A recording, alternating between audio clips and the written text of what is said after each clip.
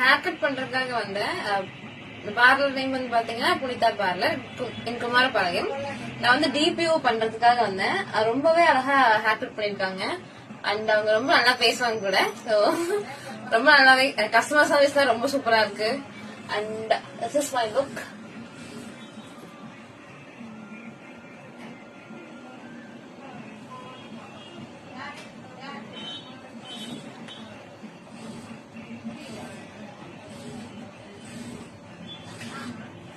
Okay, thank you.